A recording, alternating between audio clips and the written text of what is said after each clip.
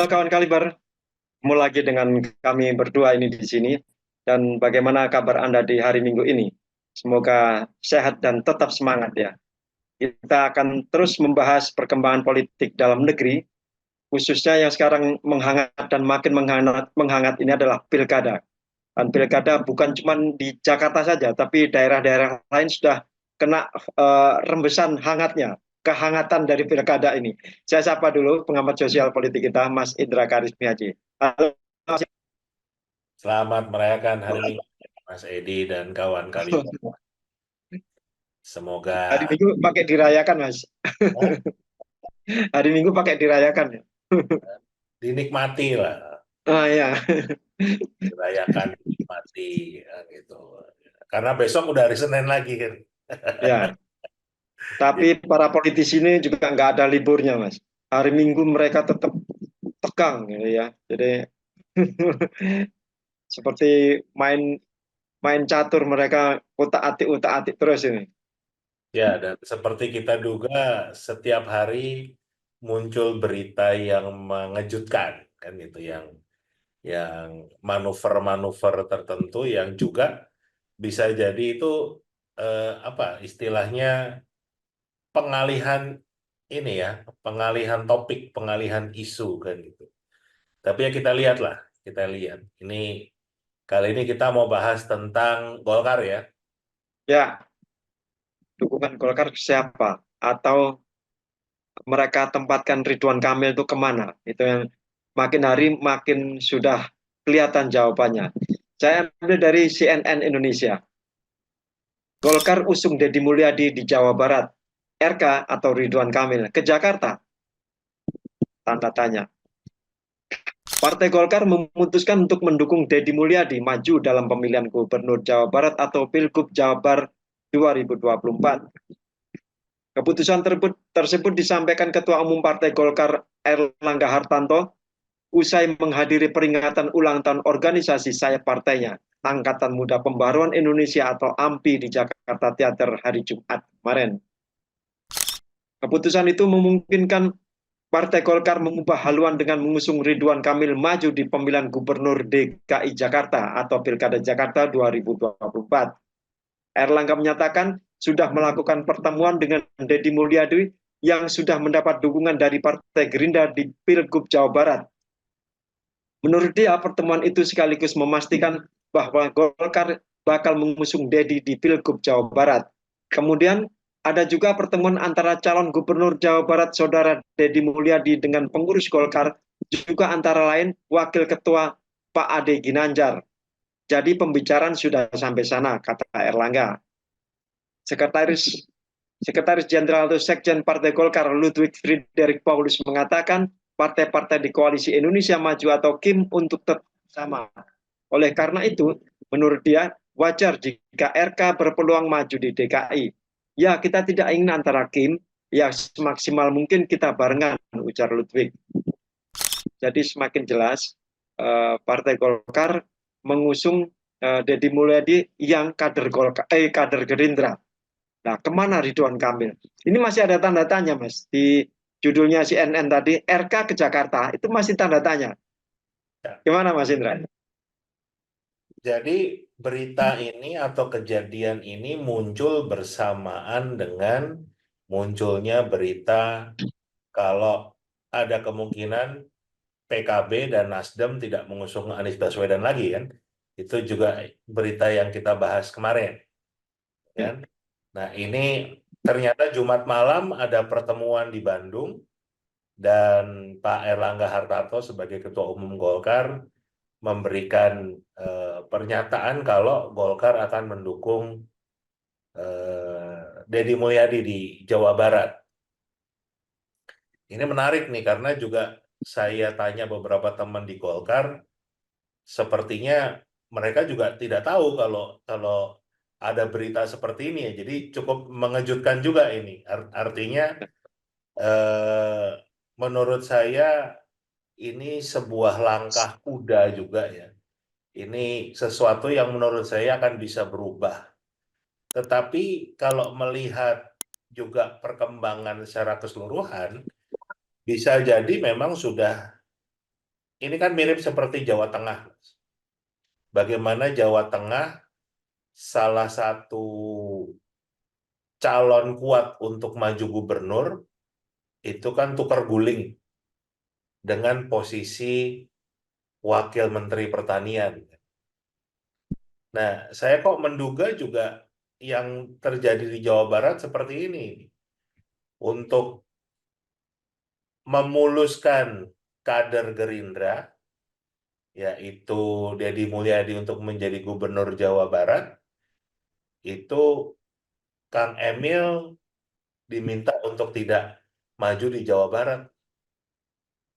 Apakah akan jadinya maju di Jakarta? Bisa jadi. Tetapi ada kemungkinan lain, justru ada posisi di tingkat nasional yang juga sudah menjadi pembicaraan yang ditawarkan beliau. Artinya posisi ini itu tidak perlu kampanye, nggak perlu berdarah-darah nih, karena penunjukan langsung dari presiden, yaitu posisi menteri. Jadi ada beberapa hal yang sangat mungkin terjadi, dan kembali itu nanti akan ditentukan last minute ya. Tapi kita sudah lihat kan memang ada gesekan, dan kita juga sudah membahas ini di beberapa video kita, misalnya kondisi di Banten. Bayangkan Bu Airin yang kader Golkar, ketua tim pemenangan Prabowo Gibran di Banten yang juga memenangkan pasangan 02 Prabowo Gibran di Banten, tidak didukung oleh partai-partai yang bergabung dalam koalisi Indonesia Maju, KIM. Semuanya malah mendukung Andra Soni dan Dimyati dari Gerindra dan PKS kan. Itu pasangan Gerindra dan PKS. Sedangkan Bu Airin ini kelihatannya malah tetap maju tapi berpasangannya sama PDIP nih. Ya, Jadi kan ada gesekan ya antara Golkar dengan Gerindra. Dan sepertinya gesekan model seperti ini tidak ingin terjadi di Jawa Barat, karena juga Jawa Barat itu kan sangat strategis ya, daerah yang dari sisi jumlah penduduk itu terbesar Mas di seluruh, jadi provinsi yang jumlah penduduknya terbesar itu Jawa Barat. Jadi tentunya sangat strategis ini, para petinggi koalisi Indonesia Maju tentunya ingin koalisi mereka kuat ya untuk memastikan kemenangan di sana. Karena juga kalau kita melihat kan sudah ada orang lain yang didorong oleh partai lain ya, seperti Nasdem, itu kan sudah memberikan dukungan pada Ilham Habibie di sana, putra mendiang Presiden B.J. Habibie ya. Nah itu eh, sepertinya kalau melihat apa yang disampaikan Pak Erlangga Hartarto di level elit nih, jadi di level eh, pimpinan teratas, kayaknya memang mendorong supaya udah yang maju Pak Deddy Mulyadi saja, didukung oleh Kim sebanyak-banyaknya gitu. Jadi tidak ada yang lepas, harapannya begitu. Tapi itu tadi tanda tanya besarnya, kalau demikian, Kang Emil, Kang Ridwan Kamil kemana? Ada dua kemungkinan, akan maju di Jakarta, tapi feeling saya nih, ini bisa keliru tentunya, Jakarta itu nanti akan bukan perang bintang, akan ada muncul nama-nama baru yang berkontestasi di sana. Karena lihat perkembangan ini ya, ada kemungkinan besar Mas Anies Baswedan nggak dapat tiket. Dan kalau arahnya ke sana, ngapain juga menempatkan Kang Emil di sana untuk bertarung. Jadi kemungkinan besar ini akan nama-nama baru, nama-nama yang bukan disebut bintang saat ini, artinya elektabilitasnya tidak tinggi, ya. Nah, sepertinya supaya Kang Emil ini juga tetap mendapatkan posisi yang strategis, ada kemungkinan beliau akan ditempatkan atau ditunjuk menjadi salah satu menterinya Pak Prabowo. Nah, Ya, ini juga menariknya keputusan ini diambil tepat pada saat Pak Prabowo kembali dari lawatan luar negeri. Jadi hari ini sudah ada pertemuan di Hambalang. Kita belum tahu ya, nanti mungkin hari Sabtu kemarin sore itu ada pertemuan di Hambalang di rumahnya Pak Prabowo. Kita belum tahu nih beritanya seperti apa. Tapi yang jelas keputusan-keputusan ini sepertinya memang diambil bersamaan dengan pulangnya beliau kembali ke tanah air, Pak Prabowo sebagai presiden terpilih. Gitu Mas, ngelihat ya. berita Ini ada kemungkinan-kemungkinan lain, Mas. apa? Misalnya Mas Anies Baswedan itu masih bisa dapat tiket kalau PKS mau berkoalisi dengan PDIP, Ya, gitu kan? Ya, kemungkinan pertama itu. Yang kedua, Ridwan Kamil itu nanti akan dihadapkan dengan Anies Baswedan. Tandanya gini, kemarin juru bicara PKS ya Ahmad Prabur itu sudah Wilujeng Sumbing. Wilujeng Sumbing itu artinya kan selamat datang, kira-kira begitu kan bahasa Sunda ya. Selamat datang Kang Emil gitu. Artinya eh, yang diterima informasi yang diterima oleh PKS itu bahwa RK itu akan menuju ke Jakarta, bukan menuju ke kursi kabinet gitu. Gitu Mas. ya. Jadi memang bacaannya gini, Mas. Apa? Sejauh ini kan memang kalau kita bicara dari koalisi 01 ya, koalisi perubahan itu Partai Nasdem dan Partai PKB kan sepertinya memang ingin untuk masuk ke dalam pemerintahan atau mungkin bahkan sudah diajak lah. Nah, kalau itu terjadi, sepertinya juga nggak pas kalau mereka mengusung orang yang nantinya akan menjadi lawan beratnya Pak Prabowo untuk maju di periode kedua. Jadi pastinya sudah disiapkan untuk tidak ke sana. Nah, itulah kenapa kemarin sinyalnya dari berita-berita yang muncul itu PKB dan Nasdem memberikan sinyal untuk tidak mengusung nama Anies Baswedan. Nah, PKS itu memang sudah secara resmi akan mengusung Anies Baswedan. Tapi kan kemarin pada saat harlahnya PKB juga juga Presiden PKS bahkan mengatakan ya yang diajak jangan PKB aja Minta dong, diajak, minta diajak juga. ya kan?